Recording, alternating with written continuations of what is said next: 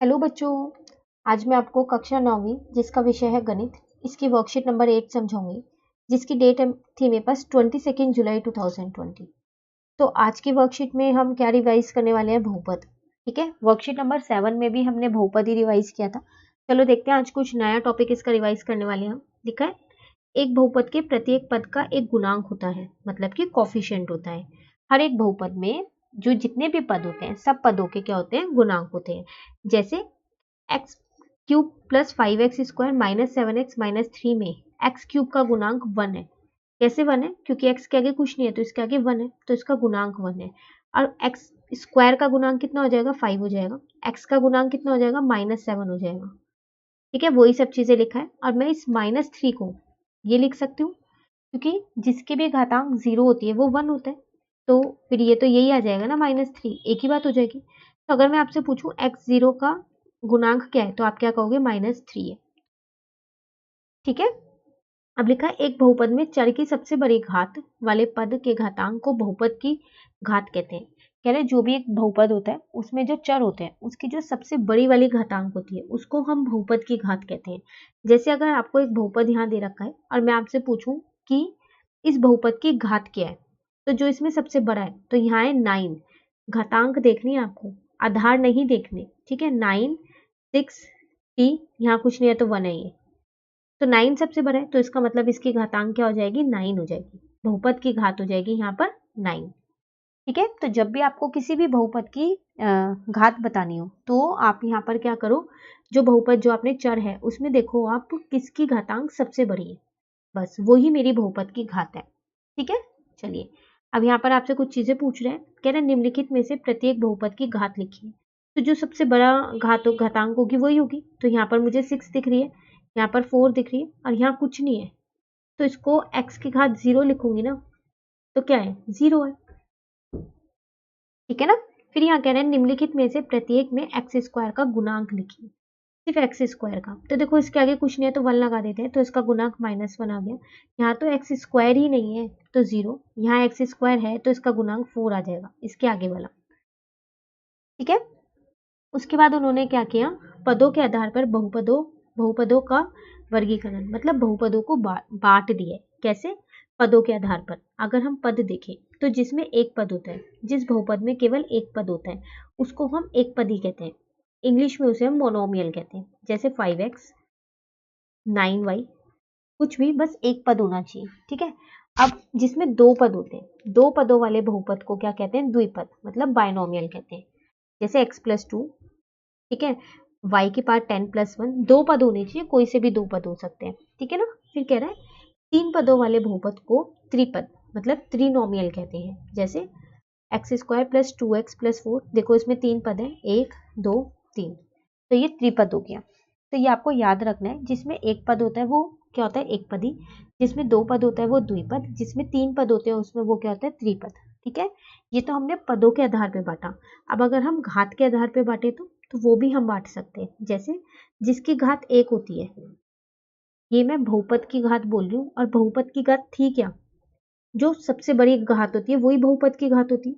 तो जो भी जिसकी भी घात 1 होगी वो मेरा रैखिक होगा।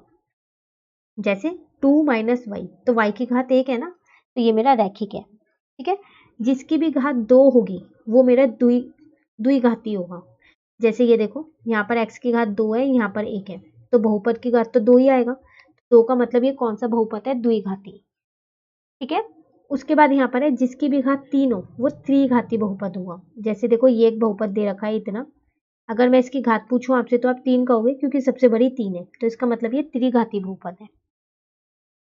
ठीक है ना। चलिए अब यहाँ पर हम अपने क्वेश्चंस देखते हैं। कह रहे हैं निम्नलिखित बहुपदों में से एक पदी, द्विपदी, त्रिपद, रैखिक, द्विघाती व त्रिघाती बहुपद छाटिए।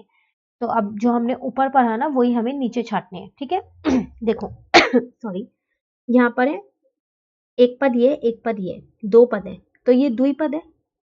ठीक है ना, तो इसको हम यहाँ मैं शॉर्ट में लिख रही हूँ, आप पूरा लिख देना, ये द्विपद है।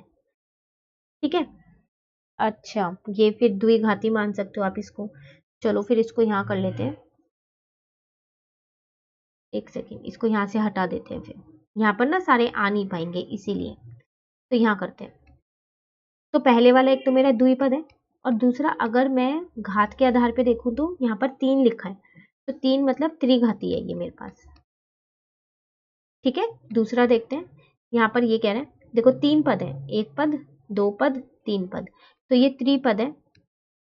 और अगर घात के आधार पे देखें तो सबसे बड़ी घात 2 है, तो इसका मतलब ये द्विघाती है। ठीक है, तीसरा देखते हैं। एक ही पद है, तो एक पद होता है एक पदी, और अगर घात के आधार पे देखूं तो इसकी घात 2 है, तो ये द्विघाती है। ठीक है ना, अगला देखते हैं। ये भी एक पदी है क्योंकि इसमें एक ही पद है, लेकिन घात के आधार पे देखूं तो इसमें 3 है घात इसकी, तो ये त्रिघाती है। ठीक है, उसके बाद अगर हम यहाँ देखें तो फिर वही, ये 2 पद है, तो इसका मतलब ये द्विपद है। और अगर घात के आधार पर देखूं तो देखो यहाँ पर y के पास 1 है, तो ये कौन सा होगा, ये रैखिक होगा, क्योंकि रैखिक में ही तो एक घात होती है। ठीक है, 6th वाला देखें तो ये है, देखो 2 पद है तो द्विपद, और अगर घात देखूं तो x की 1 है, तो इसका मतलब ये रैखिक होगा। ठीक है, लास्ट वाला देखते हैं। अच्छा, ये मैंने 9th वाला लिख दिया है द्विपद। अच्छा देखो, मैंने 9th वाला लिख दिया है यहाँ गलती से, तो इसको हटा दो। देखो ये वाला है, तो इसमें भी दो ही पद, तो द्विपद तो है, लेकिन यहाँ पर x की घात 2 है, तो ये क्या है, हमारे पास द्विघाती है। ठीक है, उसके बाद अगर हम यहाँ देखें 7th वाला, तो 7th वाला देखो 1 2 3 4 पद है, तो 4 पद वाला तो हमने कोई किया ही नहीं, तो इसका मतलब इसमें कोई पद नहीं आएगा। हाँ, इसमें x की घात यहाँ पर 3 दे रखी है, सबसे बड़ी यही है, तो इसका मतलब ये त्रिघाती है सिर्फ, और पद के आधार पर ये कुछ भी नहीं है। ठीक है, 8th वाला देखते हैं। तो 2 पद है यहाँ पर, और अगर घात के आधार पे देखूं तो यहाँ 2 है, तो द्विघाती है मतलब ये, तो यहाँ लिख देती हूँ मैं, द्विपद है ये और द्विघाती है। ठीक है, 9th देखते हैं। ये तो अभी कर ही लिया था हमने, द्विपद है, 2 पद है, लेकिन z की पावर 1 है यहाँ इसकी घात, तो ये रैखिक है, तो यहाँ पर लिखेंगे हम द्विपद और रैखिक। ठीक है ना, लास्ट रह गया एक, इसमें आपसे कह रहा है 4x, तो एक पद है और x की घात भी 1 है, तो ये एक पदी है। ठीक है, और जब x की घात 1 है ना, एक बार और देख लेते हैं, तो ये रैखिक है। ठीक है ना, तो आपको ये याद होने चाहिए कि पदों के आधार पे कौन से और घात के आधार पे कौन से हैं। ठीक है, चलिए अब देखते हैं, आओ जाने हमने क्या सीखा। तो कह रहे हैं सही पे सही और गलत पे गलत।